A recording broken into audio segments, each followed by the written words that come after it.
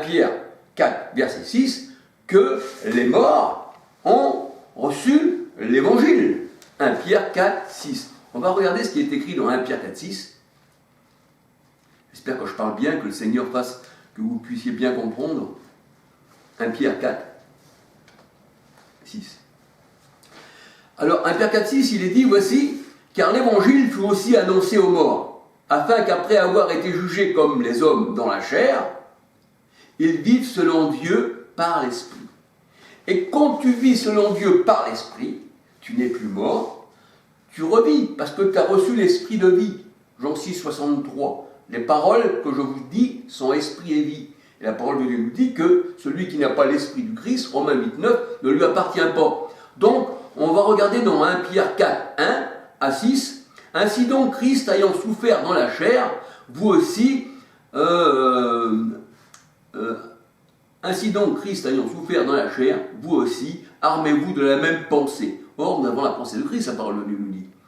Car celui qui a souffert dans la chair en a fini avec le péché, afin de vivre non plus selon les convoitises des hommes, mais selon la volonté de Dieu, pendant qu'il lui reste de temps à vivre dans la chair. C'est assez, en effet, d'avoir, dans le temps passé, accompli la volonté des païens. On était morts aussi, hein, bien sûr, en marchant dans le dérèglement. Ça veut dire que notre esprit était déréglé. Un esprit d'agitation, de Deutéronome 28, 28. Alors les convoitises, l'ivrognerie, les orgies et les idolâtries criminelles. Ainsi trouve-t-il étrange que vous ne vous précipitez pas avec eux dans le même débordement de débauche, et ils vous calomnient. Ils rendront compte à celui qui est prêt à juger les vivants et les morts. Et où donc on peut dire que l'évangile fut aussi annoncé aux morts. Alléluia. Jean 5, 21. On va regarder Jean 5, 21, vite fait, parce que j'ai encore beaucoup de choses à dire.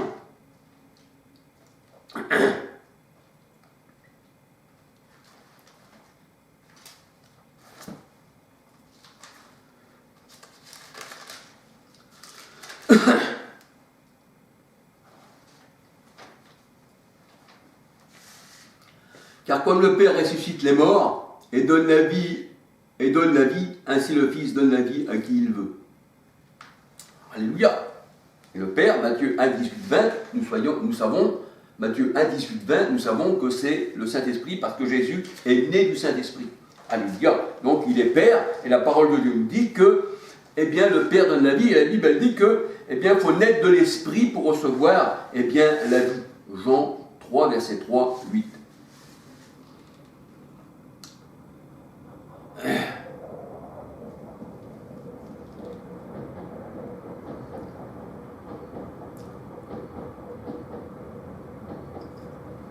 Et la parole de Dieu nous dit que nous savons qu'il demeure en nous, bien sûr, par l'Esprit. Le Seigneur demeure en nous par l'Esprit, et celui qui n'a pas l'Esprit du Christ ne lui appartient pas. Alors, dans 1 Pierre 4, 1 à 6, Paul parle des hommes qui étaient morts et qui n'avaient pas la nouvelle naissance, qui n'avaient pas l'Esprit de vie de Christ. Jean 14, 6. Alors, il fallait que ces gens-là passent de la mort à la vie, car le péché d'Adam était tombé sur tous les hommes.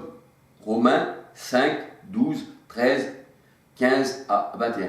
Et vous savez que 1 Corinthiens 15, 29 à 50, c'est ce que dit Paul.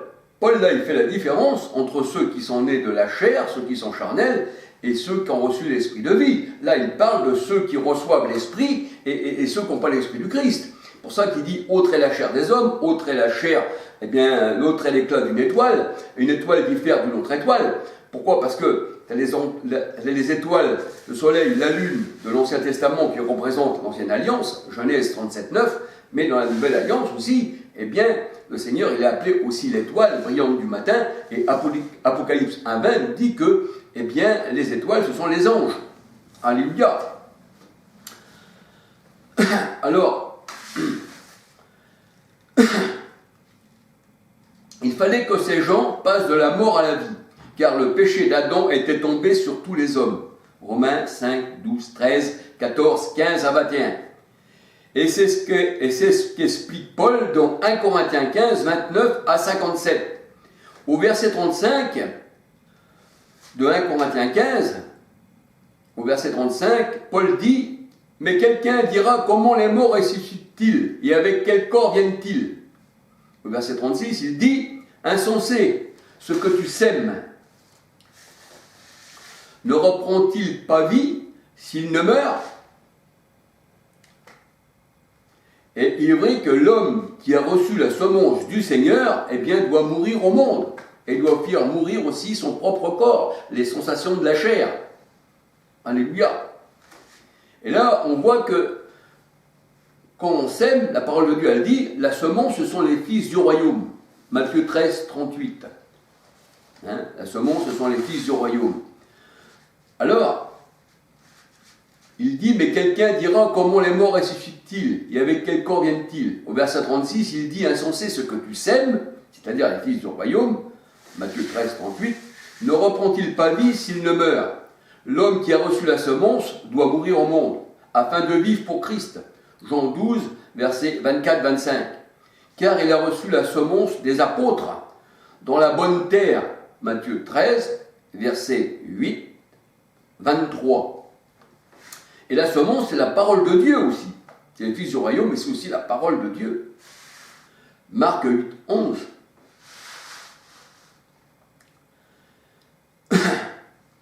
Marc 4, verset 14. Et c'est Christ qui fournit la semence au semeur. C'est Christ qui fournit la semence au semeur. 2 Corinthiens 9, 10. Matthieu 13, 24. Christ est la parole. Donc, on a semé la parole, eh bien, en nous, alléluia. Matthieu 13, 27. Et la parole de Dieu nous dit que pour semer cette semence, les disciples étaient co-ouvriers avec Christ. 2 Corinthiens 6, verset 1. Marc 16, 20 et Hébreux 2, verset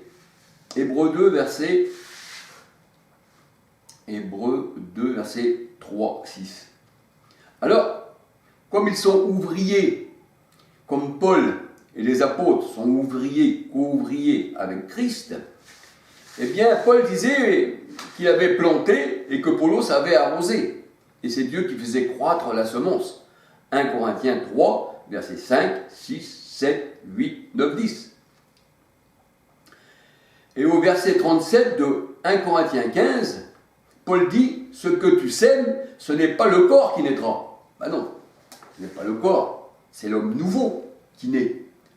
Le grain, si le grain de blé ne meurt, c'est l'homme nouveau, c'est l'homme intérieur qui renaît. Ce n'est pas le corps de chair qui naîtra, en effet. Car le corps de chair retourne à la terre, à la poussière. Romains 7, versets 15 à 25.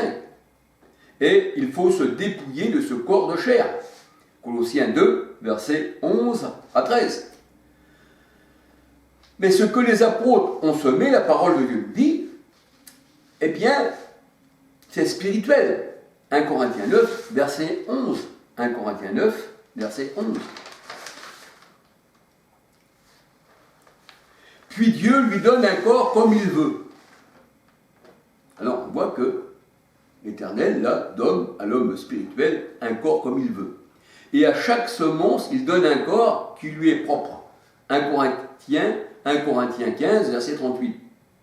Et c'est pour ça qu'il est dit dans la parole de Dieu, autre est chair de la chair, des quadrupèdes, des oiseaux, autre est l'éclat d'une autre étoile, autre est la chair de l'homme, bien sûr. Et c'est pour ça que le Seigneur dit, voici, eh bien, j'ôterai votre cœur de pierre, mais je vous donnerai un cœur de chair. Ézéchiel 36, versets 25, 26, 27. Un cœur nouveau, une nouvelle chair. Car toute chair n'est pas la même chair, nous dit la parole de Dieu.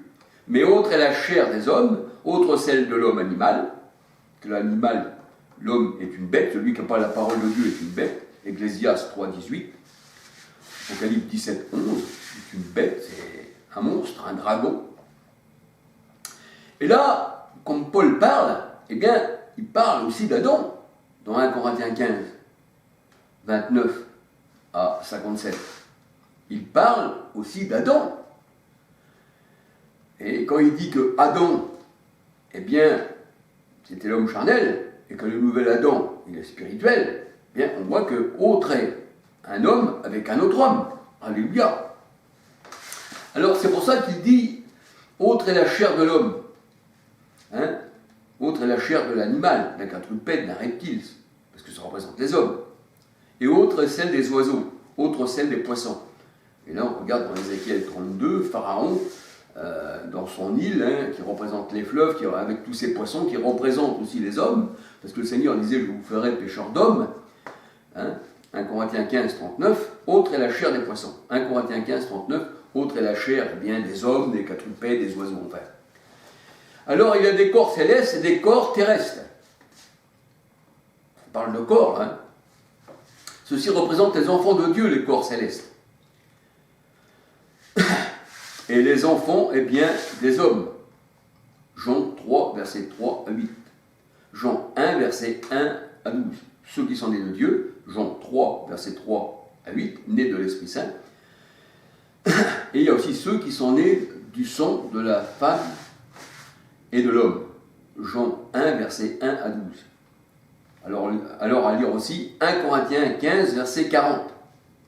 Et autre est l'éclat du soleil. Alors là, on vient carrément au soleil, la lune et les étoiles. Genèse 39, verset 7. Et autre est l'éclat du soleil, autre est l'éclat de la lune, autre est l'éclat des étoiles. Une étoile diffère d'une autre étoile. Les anges, ce sont les étoiles. Apocalypse 1, 20. Genèse 37, verset 9. Mais la parole de Dieu nous dit que le vrai soleil, c'est Christ, qui est venu éclairer ceux qui étaient dans l'ombre de la vallée de la mort. Luc 1, verset 78-79. Psaume 84, verset 11, et Ésaïe 60, verset 20.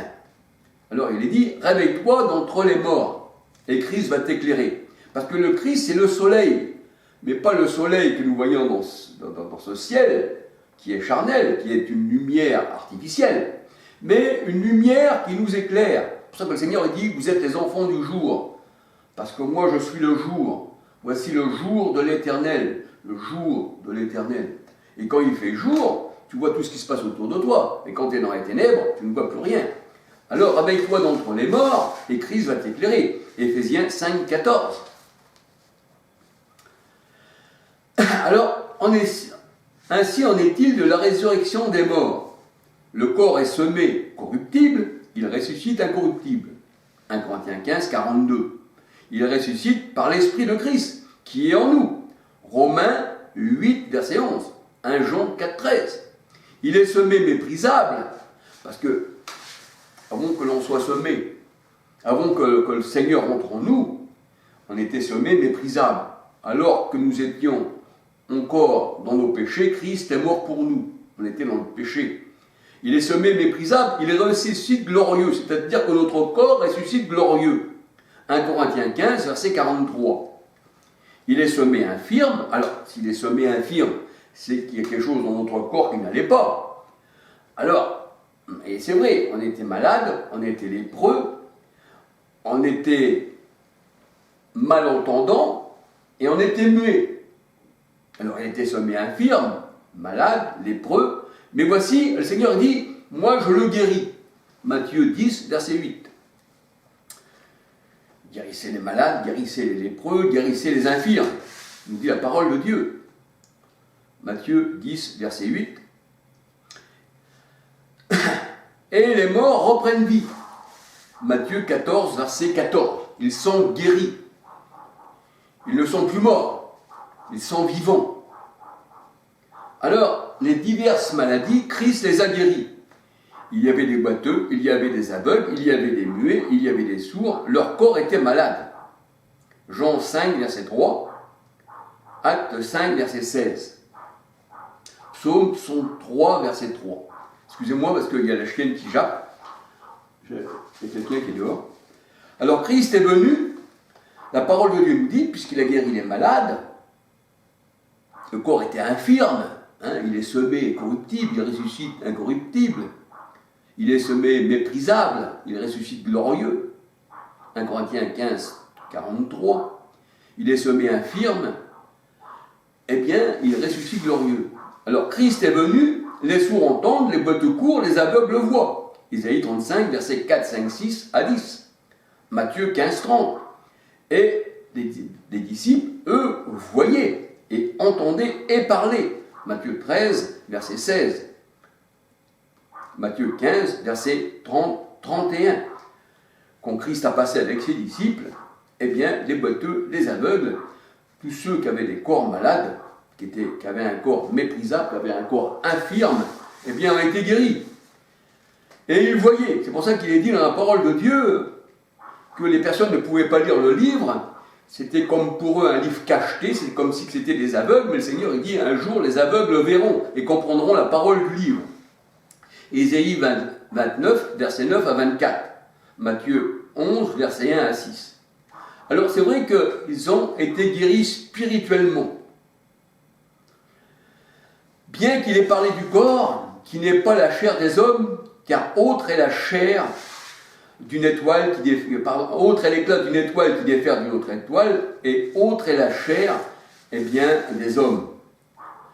Alors, le Seigneur a dit que le corps naturel est semé infirme, charnel, il ressuscite plein de vie. 1 Corinthiens 15, verset 44.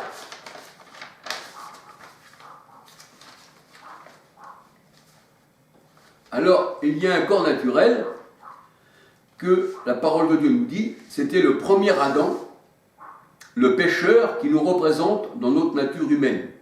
Et il y a maintenant un corps spirituel qui représente le Christ, que nous revêtons. Nous avons revêtu Christ. Alléluia, Galates 3, 27, 28, 29. Alors, les hommes de ce monde ont revêtu Adam, le charnel, et ils sont morts. Ils sont encore dans leur péché parce que par Adam, Romains 5, 12 à 14, 15, eh bien, il nous dit que le péché d'Adam est tombé sur tous les hommes. Et la parole de Dieu nous dit que Jésus, l'agneau, eh bien, nous a revêtus de son esprit. Alléluia. Et celui qui n'a pas l'esprit du Christ ne lui appartient pas. Et nous avons revêtu, eh bien, l'Adam nouveau, l'homme spirituel. Alléluia.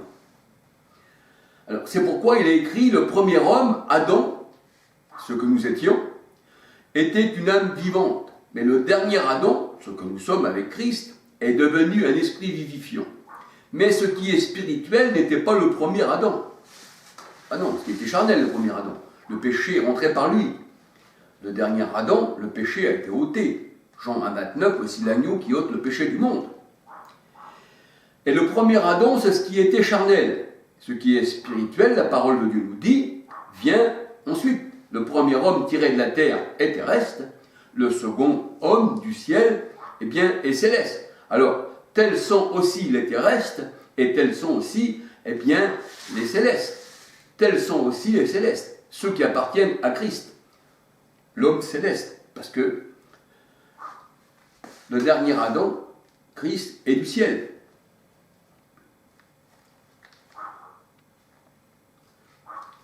Alors, de même que nous avons porté l'image du terrestre, c'est-à-dire d'Adam, nous porté son image, une image dégoûtante, on va dire, de l'homme corruptible qui avait été semé corps charnel, mais maintenant, nous ressuscitons avec un corps spirituel, c'est-à-dire débarrassé des infirmités. Et Adam n'était plus l'image de Dieu, car au départ, oui, l'homme avait fait l'homme à son image, mais comme le péché avait rentré par Adam, Adam n'était plus l'image de Dieu. Alors maintenant, nous portons l'image de Christ, car il nous a fait à sa ressemblance, à son image. Et la parole de Dieu nous dit que la résurrection se fait à la trompette de Dieu, c'est-à-dire à la voix des apôtres. Et il est dit dans la parole de Dieu, élève ta voix comme une trompette et fais connaître à mon peuple. Et là, Paul parle de la trompette, parle de la harpe, parle de la musique, parce que nous sommes des musiciens. Eh bien, Paul dit, si la trompette donne un son confus, comment qu'on va se rassembler? Jean 11, 52, la parole de Dieu nous dit que les apôtres, Christ, a rassemblé ses élus en un seul corps. Alléluia. Et les disciples, au son de la trompette, Matthieu 24, 31, les anges ont rassemblé les élus du quatre coins du monde. Et c'est pour ça que Paul disait, eh bien, j'ai rassemblé jusqu'aux extrémités de la terre, j'ai annoncé la parole afin de rassembler eh bien, les élus. Alléluia. Donc nous voyons que être baptisé pour les morts, c'est s'engager devant Dieu par le baptême, qui est un engagement. 1 Pierre 3, 21, et qui maintenant nous sauve. Alléluia. Gloire au Seigneur. Eh bien, que le Seigneur vous bénisse, que le Seigneur vous garde. Bien sûr que pour quelques-uns, je dirais même pour beaucoup, pas quelques-uns, beaucoup, sauf ceux qui comprennent la parole de Dieu, eh bien, je vais passer encore là pour quelqu'un qui délire, pour quelqu'un qui est fou. Mais comme disait Paul, la parole de Dieu est folie pour ceux qui périssent. Mais c'est une puissance pour ceux qui ont la vie. Alléluia. Donc, si vous pouvez supporter de ma part un peu de folie, parce que la folie de Dieu est plus grande que la sagesse des hommes. Alléluia. Eh bien, soyez bénis dans le Seigneur, que le Seigneur vous bénisse. Et puis, une petite vidéo encore, si le Seigneur le permet. J'espère que je me suis bien expliqué. Alléluia. De toute façon, vous pouvez me laisser dans les commentaires, eh bien, vos questions, si des fois vous en avez, alléluia, bien que le Seigneur vous garde et vous protège, alléluia. Et puis à la prochaine vidéo, si mon Sauveur le permet, gloire au Seigneur, alléluia. La petite chienne, elle m'a un peu perturbé, mais elle fait son travail.